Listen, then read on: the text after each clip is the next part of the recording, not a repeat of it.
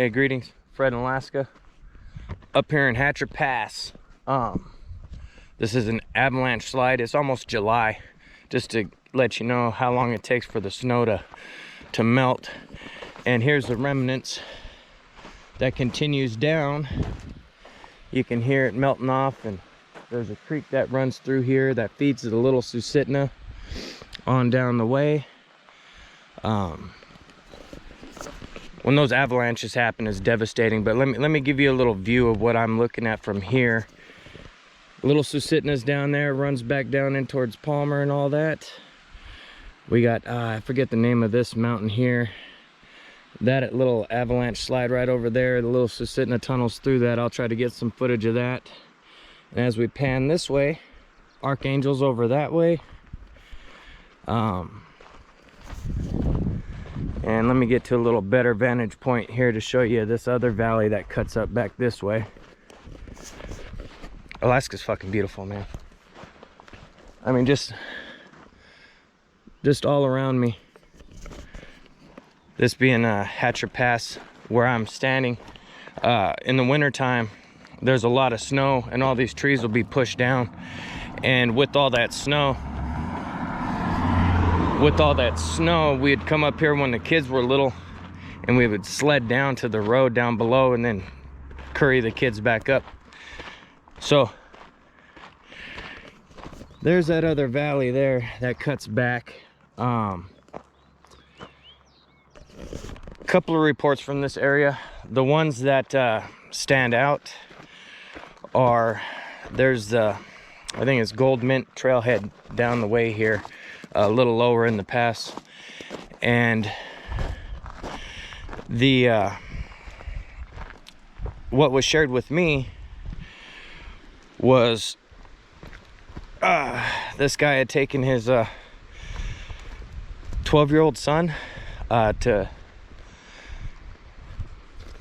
kind of learn the basics of hiking. So what they did was he got his son lined up with a backpack and some hiking boots and stuff. And so the trailhead actually cuts back into that valley right back in there.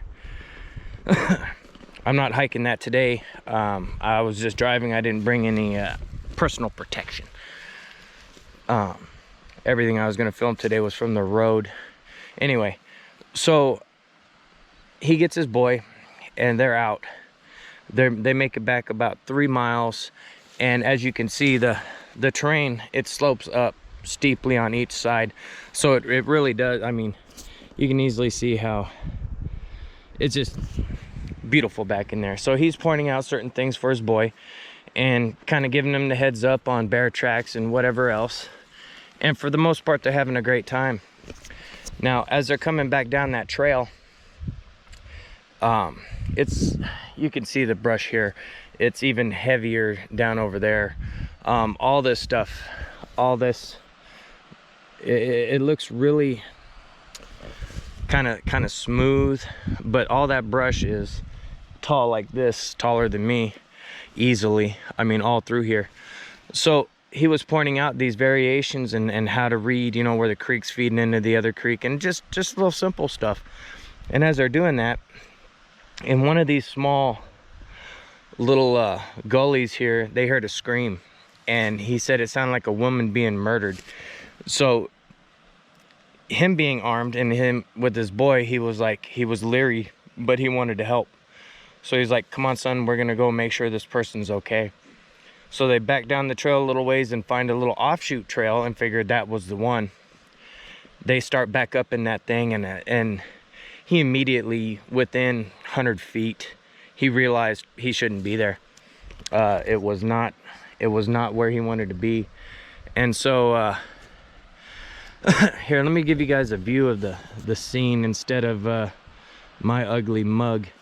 So he decides once he gets up in there a little ways that he's not going to continue. He just felt, yeah, something ain't right. So they back out of that little trail and they get back onto the main trail, and he was talking to his son about, hey, we're gonna have to cut it short and go get some help for this lady. Now, what he didn't realize at the time was it wasn't a lady. It was approximately 10.5 feet tall, and it came barreling down that trail they were just on. When it came running down the trail, he froze up, he put his boy behind him, and it ran past them. Oh shit. I hope a kid lost this and it isn't evidence. So it runs past in the trail, coming down the trail, and as it runs past, they're about 10-15 feet away, it clears the trail and starts heading back up this other side of the gully over there. They hear it thrashing through the trees and everything, and the whole time he's got his gun out and he's trying to explain to his son, be quiet, stay low, be quiet. His boy is just hunkered down, he's got tears streaming, and all this happens in seconds. All they saw was a blur of an upright being and that scream. Now, being 15-20 feet away, I'm just walked a short distance, but if I continue, you can see how it gets thick here. All this stuff is way taller than me. So they're in a similar situation. They got all this dense stuff around them. They're up in a little valley, and this thing is tearing up to their right, going uphill. Going through stuff just like this material across the way there. So as he's sitting there trying to calm his son down, keep himself calm and listen, back up the trail behind him, about he guesstimated about 100 feet just out of sight, there was movement, and it was big, heavy movement. Now as he grabbed his son and was heading back out, because he had to go past the area this thing just ran by, when he got past that point where it ran by, he said he could see a trail through the brush cutting up. He said nothing was broken, but you could tell it was parted. It had been just parted out of the way. Now he gets his boy past that point and he makes it back down to the trailhead, and there was another, excuse me, walking along here, there was another group of people coming up, and he warned them and told them what was going on. And he was openly mocked.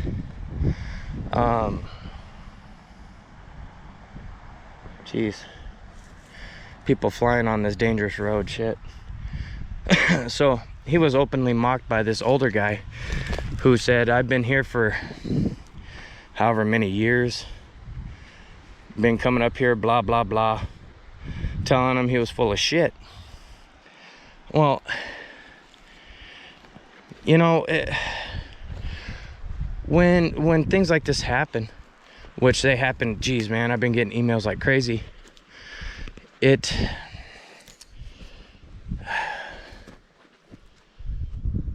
aggravating because people are so quick to dismiss anything that happens, and they call it a farce or bullshit or whatever. I don't know, but damn, it sure is beautiful out here. I think maybe I should go get, sorry about that quick stop filming. I had one of the park rangers coming over to say hello. He was waving at me. He used to be a state trooper. He worked with my brother. Anyway, I wanted to show you guys on my way leaving Hatcher Pass. I really wanted to go up that trail, but not being armed, I won't venture like that, especially to an area where there's been a sighting. But let me give you a view of what I got going on heading out of Hatchers here. This whole area is just beyond beautiful. I mean, fortunate to live in Alaska, that's for sure. Although in the wintertime we don't feel that way around here. But I mean, it's just gorgeous all the way around. Forgive Squatch Bait's broken windshield here. I'm using his Denali. But it's beautiful everywhere. Good God.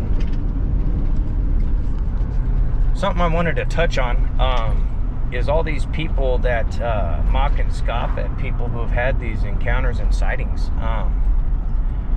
You know, if there wasn't such a stigma or oh, that guy's a weirdo or a crazy man or whatever, and it was just open, just think of all the knowledge we would gain from people coming forward with whatever they've dealt with. I mean, I got relatives that I know have been through far worse scary shit than I have ever been through, and they just won't talk about it. They won't come forward. Even within a family that knows of their existence, multiple accounts throughout fucking history of encounters and shit. I don't know why this particular topic makes people shut down like that. It's just mind-boggling. You would think they would be chomping at the bit to tell somebody to share what the hell's going on. I don't know. It just makes no sense to me. But yeah, so to touch on Eric taking his son, when they got back to that parking area, he was still holding his firearm, and he was getting mocked for that too.